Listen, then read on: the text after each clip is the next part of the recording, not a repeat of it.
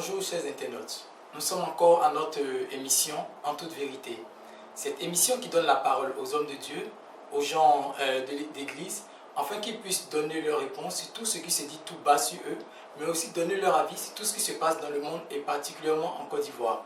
Aujourd'hui, nous recevons un homme qui prône l'excellence, un pasteur qui se distingue des autres de par beaucoup de choses que nous allons développer. Je vous prie de bien vouloir recevoir avec moi le pasteur Yoro Patrick. Vous pouvez vous présenter à nos internautes pour qu'ils sachent qui est le pasteur Yoro. Merci à Micha de me recevoir à cette prestigieuse émission de OTC. Je suis le jeune pasteur Yoro Patrick. Je sers Dieu depuis quelques années ici en Côte d'Ivoire et puis dans quelques pays de l'étranger où le Seigneur a permis que je le serve. Voici, je suis un jeune Ivoirien. Je suis marié à Chantal Yoro. Nous avons deux petites filles, Mouna et Arélia. Mouna a 9 ans, Arélia a 4 ans. Voilà présenter le pasteur Yoro. Le nom pasteur Yoro fait beaucoup penser à l'église Winner Chapel. Tout à fait. Bon, aujourd'hui, on vous voit aussi sous la bannière d'une autre église. Est-ce qu'on peut savoir réellement ce qui s'est passé? C'est le parcours normal des choses. J'ai fait 16 ans sous la bannière de mon père spirituel, l'évêque David Oyedepo. Quand j'y entrais, le Seigneur me disait expressément: je t'envoie auprès d'un grand homme afin que tu puisses apprendre les rudiments du ministère. Et il arrivera un moment où je te ferai sortir. Et je me suis rendu compte que cette vision coïncidait donc avec la vision de l'évêque David Oyedepo qui veut que Winner Chapel soit la fondation de plusieurs autres grands ministères qui vont émerger à partir de ce ministère-là. Donc j'y suis resté pendant un moment, donc 16 années, et en 2014, j'ai rendu donc ma démission pour commencer l'œuvre sous laquelle on me connaît désormais, qui est God Family. Tout à l'heure, vous avez dit que c'est le Seigneur qui vous a dit. Mais on remarque beaucoup qu'en Côte d'Ivoire, et surtout dans le milieu chrétien, les gens aiment beaucoup se cacher derrière le dumadisme en griffe. Toujours c'est le Seigneur qui a dit, mais le Seigneur, est-ce que le Seigneur prône la division? Ça, ce n'est pas la division. Le Seigneur ne prône pas la division, mais il arrive que le Seigneur prône la séparation. La Bible dit que dans les derniers temps, le Seigneur répandra son esprit sur toute chair. Les jeunes gens et les jeunes filles prophétiseront, les vieillards auront des songes. Moi, ce n'était pas du tout une division, c'était j'allais dire une libération, une bonne séparation, dans la mesure où je suis passé par les procédés qu'il faut avant de sortir d'un ministère. J'ai rendu ma démission en bonne et due forme. La preuve en est que je suis, par la grâce de Dieu, en de très bons liens aujourd'hui avec Winner Chapel et avec mon père spirituel, le docteur David Oyedepo. Donc nous ne nous cachons pas sur Dieu m'a dit. Nous croyons et nous pensons que Dieu nous a réellement dit, nous a réellement parlé, et nous marchons selon la vision et la direction que le Seigneur nous a donnée.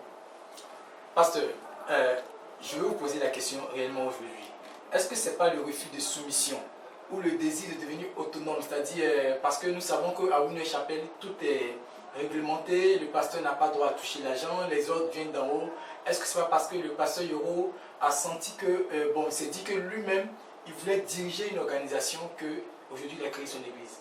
Je dois dire qu'il était pour moi beaucoup plus facile de rester à un ministère qui a déjà une renommée, qui a déjà une assise.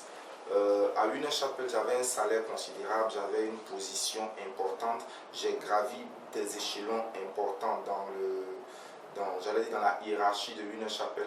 Et je peux vous dire que l'acte de foi, c'est de renoncer à tous ces privilèges pour pouvoir commencer une œuvre à partir de rien. Donc ce qui serait plus intéressant pour un homme de Dieu, c'est plutôt de résister à la tentation de vouloir être soi-même, commencer une œuvre que Dieu nous demande de faire. Je peux t'assurer, Amicia, que ce qui aurait été plus facile pour moi, c'est de rester à Winner, jouir d'un bon salaire, d'une autonomie, de jouir d'être le fils spirituel de l'homme de Dieu le plus riche dans le monde, et d'évoluer avec ma petite vie. Vous savez, quand vous décidez de commencer, il y a tellement de choses auxquelles vous faites face qu'il est beaucoup plus compliqué pour nous, il est beaucoup plus compliqué à l'écart pour commencer une œuvre. Ce n'est pas du tout, pour revenir à la question, ce n'est pas du tout le désir d'insoumission ou alors d'autonomie, du tout. C'est la pure direction de Dieu. Ok. Aujourd'hui, vous avez bâti votre église et on peut dire en griffe, ça va bien. Seulement, à quelques encablures d'ici se trouve l'église Winner Chapel de Yopougon que je pense que vous avez contribué à établir et que vous avez aussi géré. Mais certains dirigeants de cette église-là aujourd'hui vous accusent d'avoir pioché des responsables et des financiers en leur sein afin de pouvoir asseoir votre église.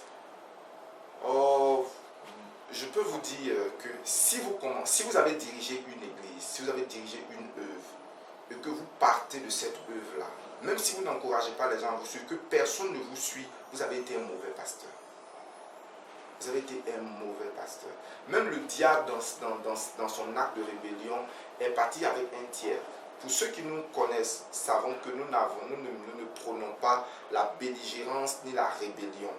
Nous ne pouvons pas nier qu'il y a certaines personnes nous n'avons pas contribué. Dieu, par sa grâce, lorsque nous étions pasteur national de Winner Chapel en Côte d'Ivoire durant la période de notre mandat, nous avons donc nous avons créé une chapelle Yopougon, une chapelle Boaké et une chapelle d'Aloa. Donc nous avons commencé à démarrer le processus d'expansion avant que nos leaders ne décident de nous emmener au Cameroun. Voilà, donc nous n'avons pioché aucune personne. Et parlant des financiers, je ne sais pas si je dois rentrer dans certaines choses. Lorsque God Family commençait, nous n'avions même pas une seule aiguille à nous-mêmes. Dieu a été fidèle et nous a soutenus jusqu'à ici. Aucune personne n'est le sponsor de ce ministère. Aucunement. Pasteur, on voit aussi beaucoup que vous partagez les images de votre père spirituel, le révérend David Oyedepo.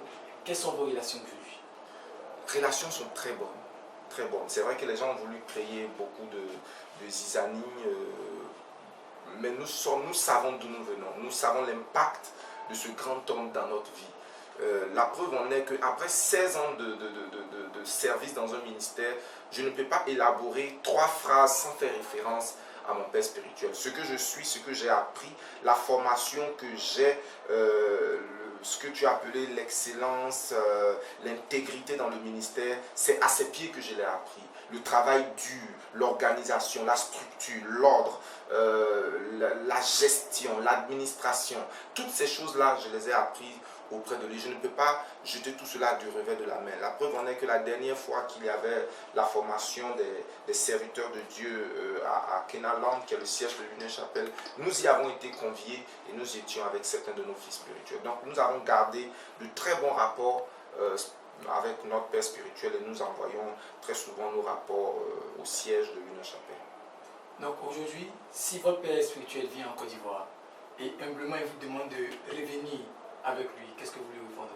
Je sais que mon père spirituel est un homme très spirituel qui est conduit par le Seigneur et je reste convaincu qu'il croit que Dieu nous a appelés, que Dieu veut nous utiliser autrement et qu'il ne nous demandera pas pareille chose. Au contraire, il attend d'être davantage fier que dans la francophonie. Il a un fils qui fait sa fierté. Donc je vois très mal l'évêque Oyedepo dans ce schéma-là. Ok. Nous allons passer à un autre sujet. Sur les réseaux sociaux, on vous voit beaucoup souvent prendre des positions politiques contre le régime actuel. Vous parlez souvent aussi en faveur de l'ancien régime. Dites-nous, Pasteur Yoro, est-ce que vous ne craignez pas pour votre sécurité d'abord? Et aussi, en tant que pasteur, est-ce que c'est permis de faire la politique? Il y a beaucoup de questions dans cette question. La première, c'est est-ce que le chrétien peut faire la politique? Je veux dire que le chrétien est d'abord un citoyen et il est la personne la mieux habilitée à parler des questions qui concernent la gestion, qui concernent la société et tout cela. Donc le chrétien, de mon point de vue, peut faire la politique. Le Seigneur dit que nous sommes les éclaireurs de la société, nous sommes emmenés. Il dit une ville placée sur une montagne doit pouvoir éclairer. Cela dit, dans la même lancée, nous sommes proches de certains idéaux. Vous savez, quand une personne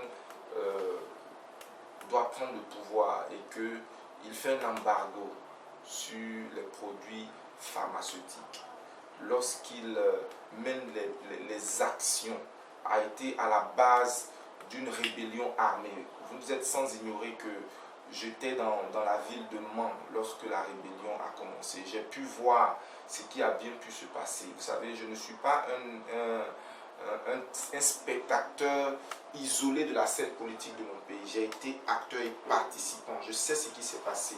Et étant originaire de l'Ouest, j'ai vu ce que mon peuple a souffert.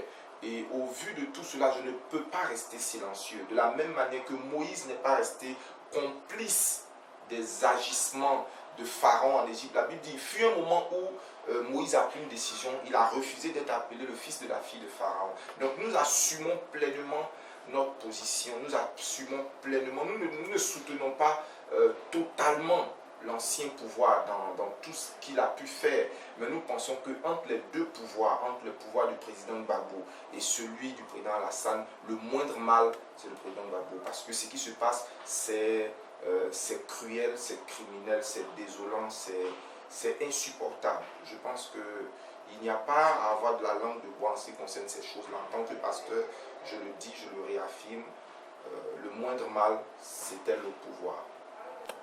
Est-ce que vous ne craignez pas pour votre sécurité, pasteur? Je vais vous répondre avec une citation du célèbre pasteur américain Martin Luther, qui dit que si vous n'êtes pas prêt à mourir pour une cause, vous ne méritez pas de vivre.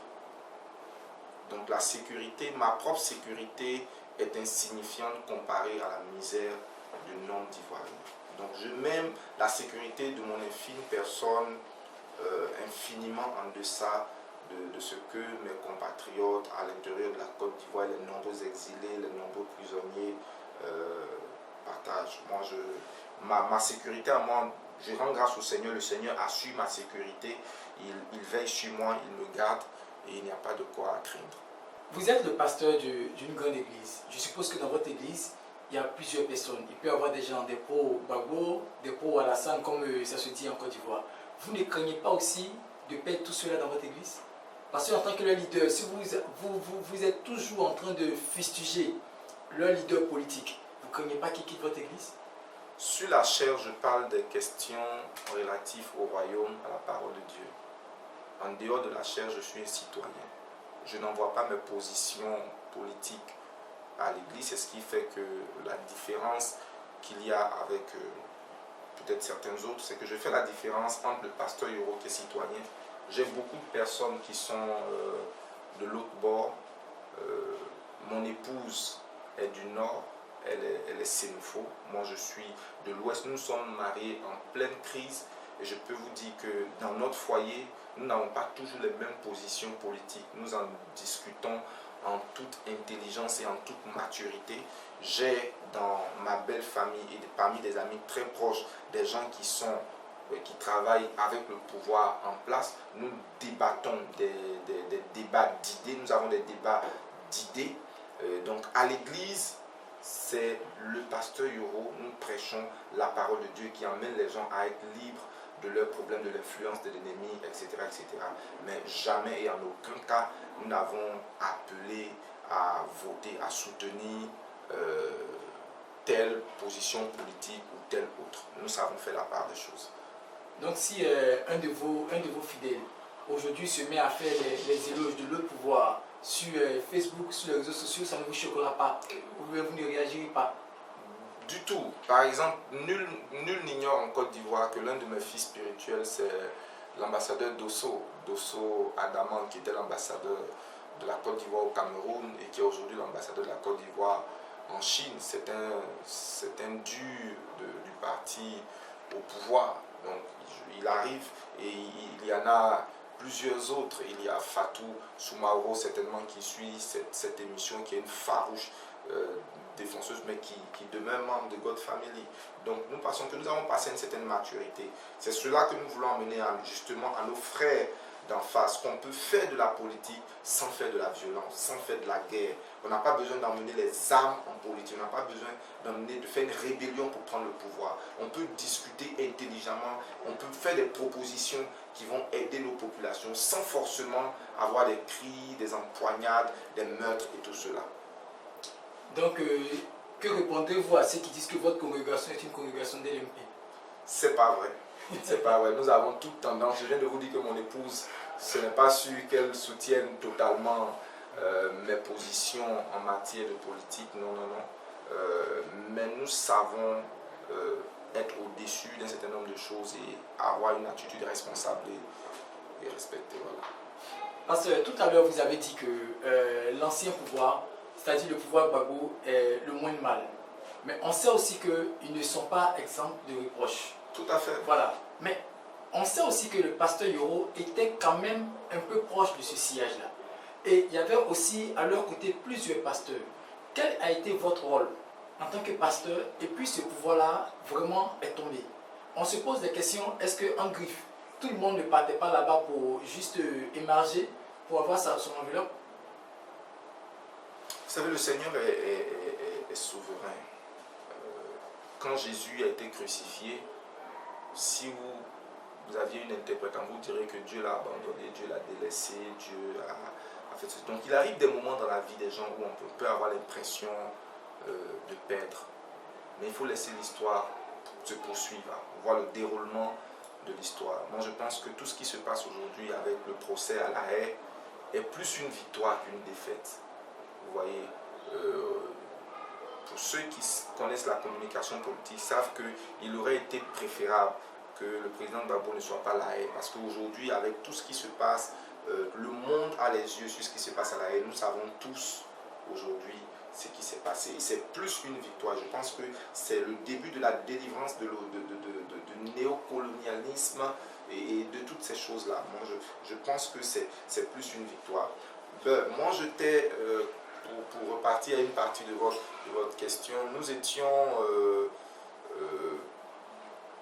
c'est vrai, proches du pouvoir mais nous ne faisions pas partie de leurs conseillers.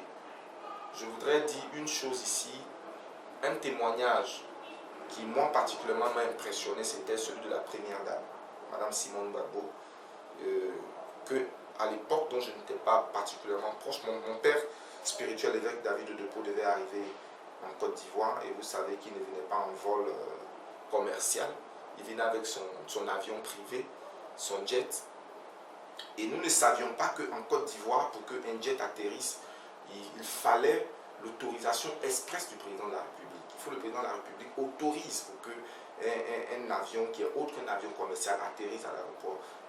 Nous étions face à une difficulté. Mon père spirituel étant de l'autre côté à Lagos, nous sommes entrés en contact avec la première dame qui n'était pas en Côte d'Ivoire, qui était à l'extérieur. Et elle a pris le devant de la chose. Elle nous a demandé de rentrer en contact avec le chef d'état-major particulier du président de la République à l'époque, qui était le général Touvoli Zobo, qui venait de rentrer des missions avec le président de la République et qui était endormi. Elle l'a fait appeler par son garde de corps, qui est allé jusqu'à la porte, à la chambre du général avec notre document pour que le général puisse signer. Tout cela, elle a fait parce qu'un homme de Dieu, elle avait une considération importante pour les hommes de Dieu. Et ça n'a jamais été marqué. Et après, nous savons qu'elle a fait, pour honorer mon père spirituel, elle a libéré le salon d'honneur et tout cela. Voici des choses dont, en me souvenant, je ne peux pas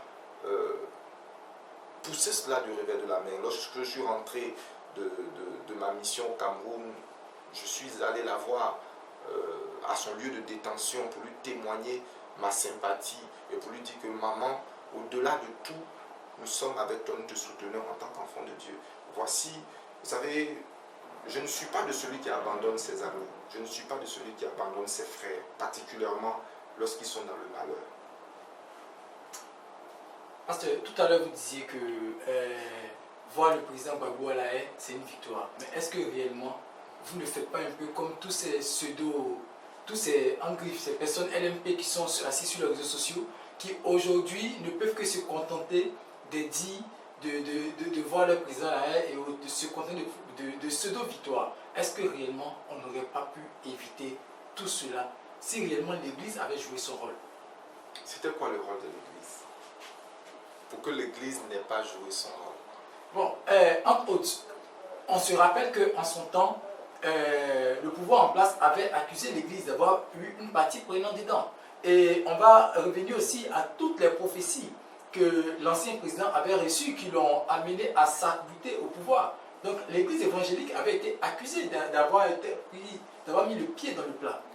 Moi, je n'ai pas connaissance de ce développement selon lequel certaines prophéties demandaient au président de rester au pouvoir. Il y a eu une élection qui a eu lieu, le deuxième tour, le Conseil constitutionnel a proclamé le président Gbagbo victorieux, eu égard aux données qu'ils avaient. Je ne pense pas que ce soit une prophétie qui a été déclarée. Il y a des faits. Et nous avons vu qu'avant la proclamation, il y a le président de la CEI qui, au mépris de notre constitution et de la loi, est allé proclamer un autre candidat victorieux au QG de ce candidat-là. C'est de cela qu'il s'agit. Il ne s'agit pas d'une métaphysique ou alors de quelque chose qui s'est passé dans une salle de prière et tout cela. Nous sommes témoins de ce qui s'est passé. Il y a eu, et après nous avons vu le rôle de l'armée française. Je ne pense pas que ce soit l'Église qui ait demandé au président de la CEI d'agir comme il agit. C'est le devoir et le rôle de l'Église de soutenir la vérité et le camp de la vérité. Et nous voyons, vous savez, tout ce qui est légal n'est pas forcément vrai. Ok, pasteur. C'est vrai que vous avez dit que vous n'avez pas connaissance de ces faits-là, mais je suppose que pendant la crise électorale, vous étiez en Côte d'Ivoire, vous étiez encore en fonction ici. Vous avez pu entendre aussi les prophéties d'un certain Koné Malachi, du prophète Koné Malachi. Est-ce que vous croyez réellement en toutes ces prophéties? En d'autres termes, est-ce que vous, en tant qu'homme de Dieu, bon, d'abord en tant que citoyen et ensuite en tant qu'homme de Dieu, vous croyez réellement que le président Gbagbo reviendra un jour et devenir président encore? Je veux dire que la crise post-électorale m'a trouvé au Cameroun. Je n'étais pas en Côte d'Ivoire. J'ai quitté la Côte d'Ivoire quelques mois avant les élections parce que j'avais été affecté. Je suis resté au Cameroun de 2010 jusqu'en 2014 pratiquement. Je crois que la vérité triomphera. Et je pense qu'elle est en train de triompher. Je crois que le président Gbagbo sortira de cette CPI victorieux. Je crois. Je crois que la vérité, je crois qu'au-delà de la Côte d'Ivoire seule, c'est l'ensemble des pays colonisés par la France qui sortiront victorieux de cette situation-là. Je le crois.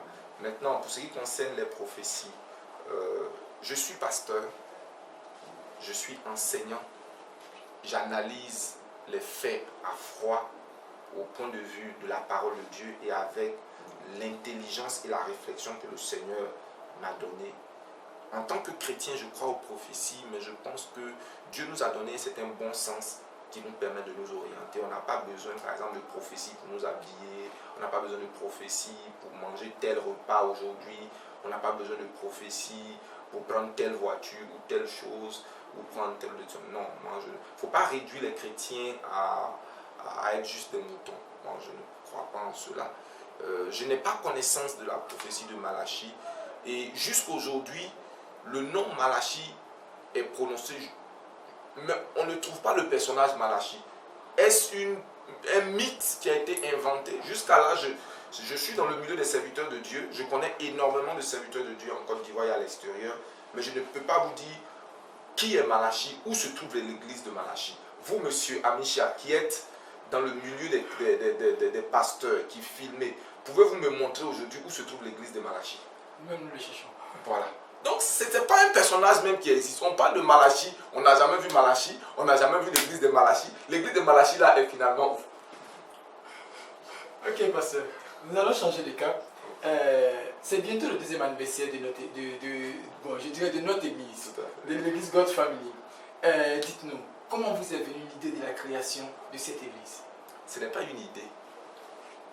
Ce n'est pas une idée, c'est une vision que Dieu nous a donnée. Il fallait la démarrer. Et nous avons commencé cette œuvre-là le 13 avril 2014 au cinéma Sokosé des Deux Plateaux.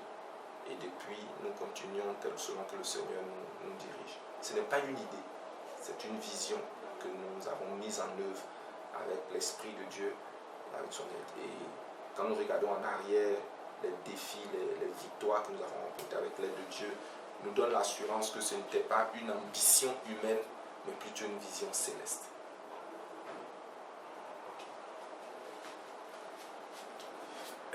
Pourquoi avoir choisi un nom anglophone alors que vous êtes francophone et vous commencez dans un pays francophone? Merci. Dieu nous l'a révélé de cette façon. God Family, la famille de Dieu. Et c'est vrai que au moment où le Seigneur nous parlait de cette œuvre, il nous a d'abord donné la vision avant de nous donner plus tard le nom. Le nom tournait autour des enfants du royaume, des enfants du royaume, des enfants de Dieu. Parce que nous avons compris que le mot chrétien ne revient que de manière très insignifiante dans la parole de Dieu. Par contre, les mots disciples, enfants et fils de Dieu viennent de manière répétée. Donc nous avons compris que Dieu voulait créer, Dieu voulait non pas créer, mais fonder une famille. Et ce qui nous revenait, c'était la famille de Dieu, donc God's Family. C'est un ministère qui va se répandre partout dans le monde et même dans les pays lusophones, etc. Donc nous ne nous revendiquons pas totalement ou entièrement francophones, nous sommes citoyens du ciel et nous utilisons la langue qu'il faut pour communiquer avec les personnes. Donc nous ne sommes pas dans les petits débats de francophones, anglophones, etc. etc. Nous utilisons juste l'anglais pour communiquer. Ok. En deux ans, vous avez fait ce que d'autres églises n'ont pas pu faire en 10 ans. Aujourd'hui, vous avez une église que sur la rue on appelle l'église Choco. Si vous ne le savez pas, je vous informe. Une église climatisée en 2 ans. Une église qui donne envie d'assister au culte. Vous avez des annexes déjà, 3 annexes déjà dans le pays, la Côte d'Ivoire. Et vous êtes aussi beaucoup sollicité et adulé par vos pairs. Peut-on connaître le secret du pasteur Yoro? Alors je pense que le premier secret, c'est d'abord la grâce de Dieu. D'abord la grâce de Dieu. Et je bénis le nom du Seigneur pour tous ces nombreux hommes de Dieu, les fils, les frères et les pères qui me font l'honneur, qui me font l'amitié de m'inviter à de nombreux programmes. Je pense que c'est le fruit de la grâce de Dieu et puis de pouvoir maintenir de bonnes relations les uns avec les autres. Et je bénis Dieu de ce qu'il apprécie notre façon de faire, de rendre ministère. On bénit le nom du Seigneur. Et nous ne nous comparons à personne. Nous pensons, c'est-à-dire que la mesure d'évaluation de God Family, ce n'est pas d'autres ministères, c'est la vision que Dieu nous a donnée. Vous avez la première église à gagner 3000 personnes en un seul programme. Nous, à God Family, l'église siège aujourd'hui, tourne autour de 500 à 600 après 2 ans. C'est vrai qu'il y a des annexes, mais nous pensons que l'église siège doit davantage aller de l'avant. Notre vision, c'est d'atteindre les 5000 membres à la 3e année.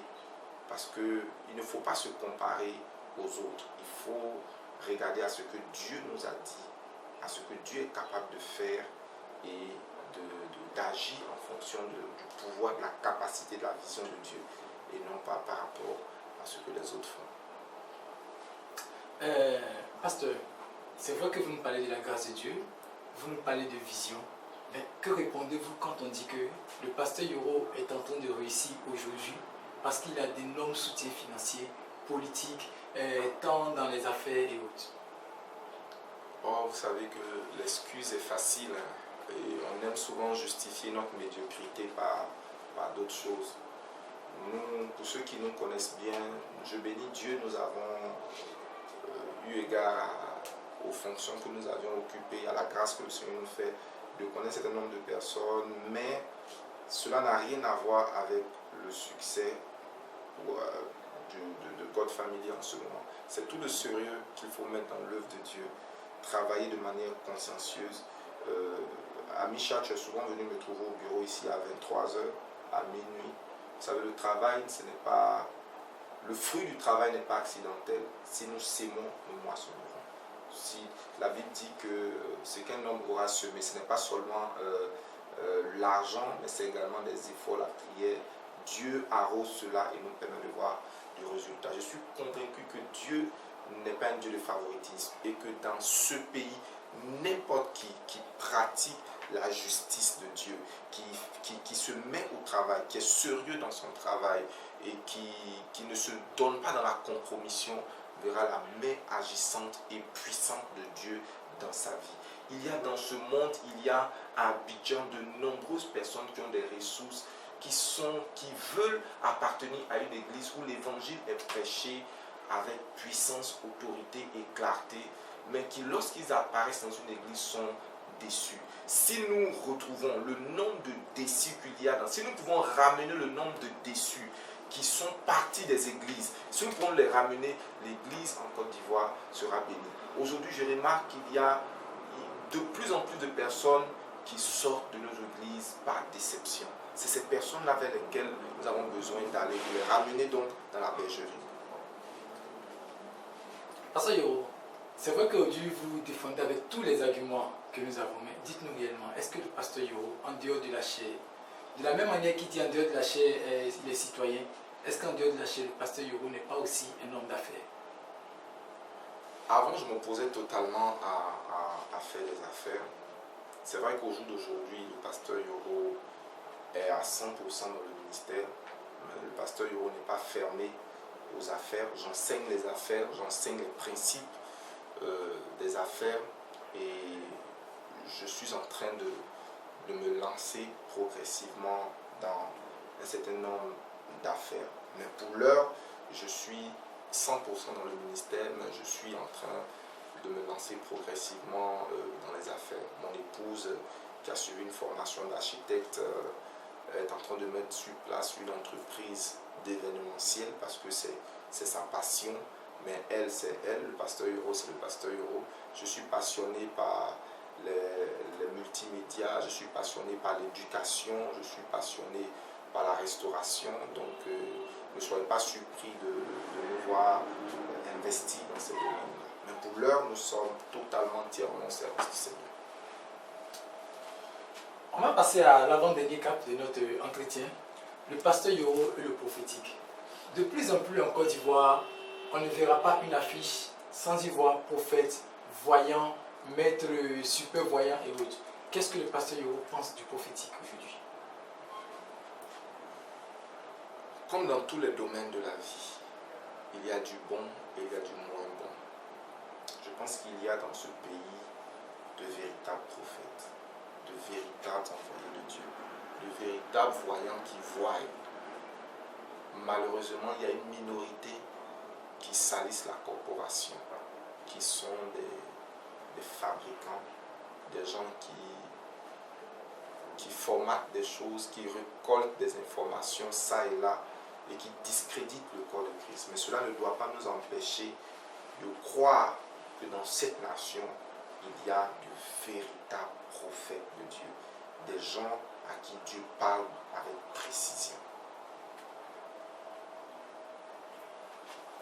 La plupart des églises aujourd'hui en Côte d'Ivoire qui sont en vogue sont des églises où le prophétique est beaucoup manifesté.